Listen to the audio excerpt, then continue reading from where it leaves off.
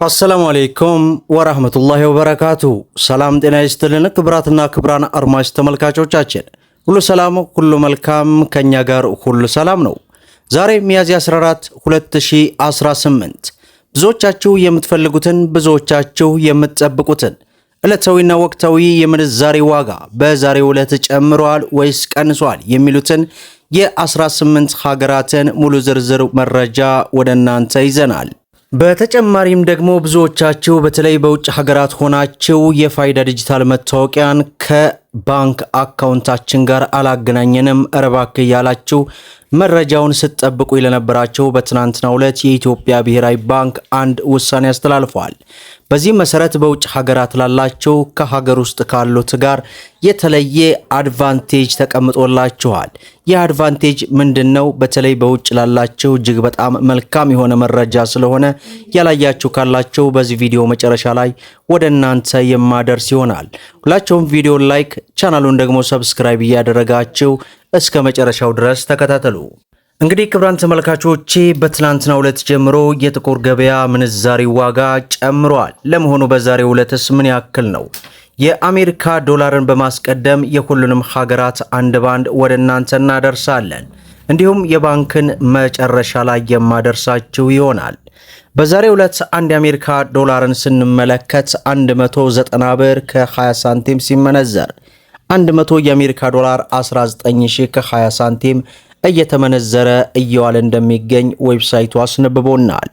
ሌላው ዩሮ ነው። በዛሬው ዕለት አንድ ዩሮን ስንመለከት 219 ብር ከ93 ሳንቲም ሲመነዘር 100 ዩሮ 21993 የኢትዮጵያ ብር እየተመነዘረ እንደሚገኝ ዌብሳይቱ አስነብቦናል ማለት ነው። ሌላው የካናዳ ዶላር ነው።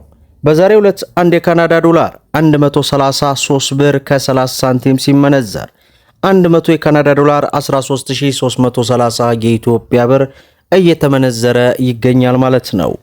ሌላው ፓውንድ ስተርሊ ነው። በዛሬው ዕለት 1 ፓውንድ ስተርሊ 259 ብር ከ10 ሳንቲም ሲመነዘር 100 ፓውንድ ስተርሊ 25910 የኢትዮጵያ ብር እየተመነዘረ እንደሚገኝ ዌብሳይቱ አስነብቦናል ማለት ነው። ሌላው በምንዛሬ ደረጃ የዓለማችን ቁጥር 1 የሆነችው የኩዌት ዲናር ናት። በዛሬው ዕለት አንድ የኩዌት ዲናር 616 ብር ከ15 ሳንቲም ሲመነዘር 100 የኩዌት ዲናር 61616 የኢትዮጵያ ብር ሲመነዘር ይውላል ማለት ነው። ሌላው ዩናይትድ አረብ ኤምሬትስ የዱባይ ድርሃም ነው። በዛሬው ዕለትም አንድ የዱባይ ድርሃም 51 ብር ከ30 ሳንቲም ሲመነዘር 100 የዱባይ ድርሃም 5130 የኢትዮጵያ ብር ሲመነዘር እየዋለ እንደሚገኝ ዌብሳይቱ አስነብቦናል ማለት ነው። ሌላው የሳውዲ ሪያል ነው። በዛሬው ዕለት አንድ የሳውዲ ሪያል 50 ብር ከ55 ሳንቲም ሲመነዘር 100 የሳውዲ ሪያል 5000 ከ55 ሳንቲም እየተመነዘረ እንደሚገኝ ዌብሳይቱ አስነብቦናል ማለት ነው። ሌላው የጆርዳን ዲናር ነው። በዛሬው ዕለት አንድ የጆርዳን ዲናርን ስንመለከት 261 ብር ከ16 ሳንቲም ሲመነዘር 100 የጆርዳን ዲናር 26116 የኢትዮጵያ ብር እየተመነዘረ ይገኛል ማለት ነው። ሌላው በምንዛሬ ደረጃ የዓለማችን ቁጥር 2 የሆነችው የባህሬን ዲናር ናት።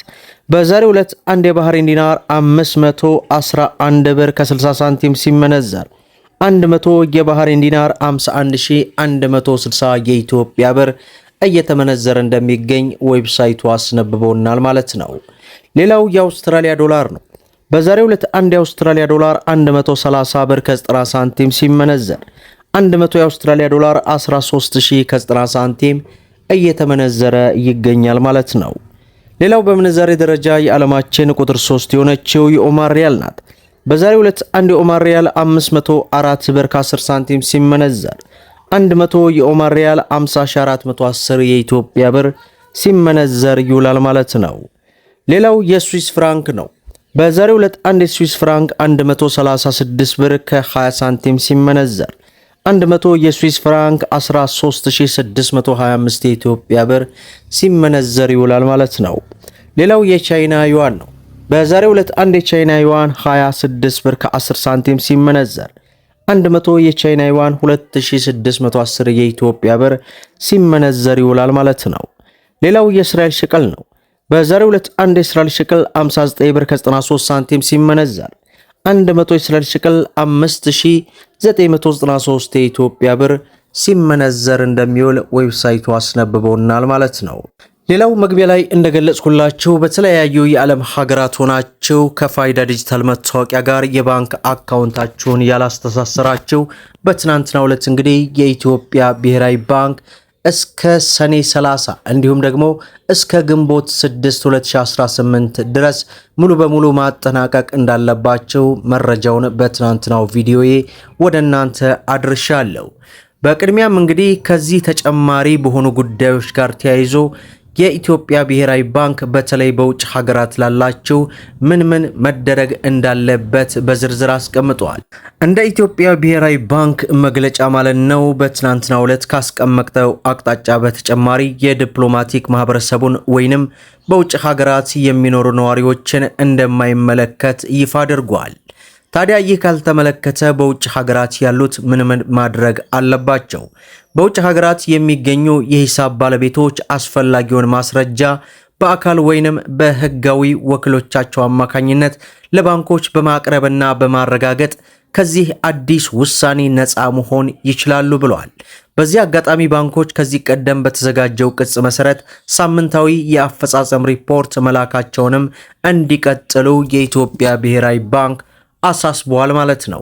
ሌላው የሮሃ ፎሬክስ ዕለታዊ ምንዛሬ ዋጋን ስንመለከት አንድ የአሜሪካ ዶላርን 177 ብር ከ18 ገዝቶ 180 ብር ከ72 እየሸጠ ይገኛል። የእንግሊዝ ፓውንድን 230 ብር ከ35 ገዝቶ 234 ብር ከ95 እየሸጠ ይገኛል። ዩሮን 200 ብር ከ51 ገዝቶ 204 ብር ከ52 እየሸጠ ይገኛል። የስዊስ ፍራንክን 219 ብር ገዝቶ 223 ብር ከ38 እየሸጠ ይገኛል። የዱባይ ድርሃምን 47 ብር ከ48 ገዝቶ 48 ብር ከ42 እየሸጠ ይገኛል። የሳውዲ ሪያልን 46 ብር ከ36 ገዝቶ 47 ብር ከ28 እየሸጠ ይገኛል። የደቡብ አፍሪካን 9 ብር ከ16 ገዝቶ 9 ብር ከ34 እየሸጠ እንደሚገኝ ዕለታዊ ምንዛሬ ዋጋ የሮሃ ፎሬክስ ይህንን ይመስላል ማለት ነው።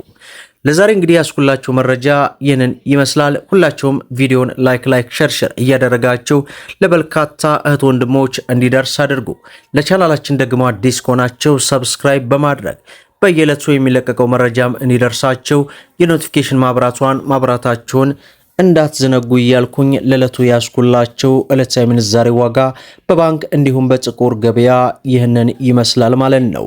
እስከ ፍጻሜው ድረስ አብራችሁን ስለቆያችሁ ልባዊ ምስጋናችን እየሰጠን በሌላ ቪዲዮ እስከምንገናኝ ወሰላሙ አለይኩም ወራህመቱላሂ ወበረካቱ እንላለን።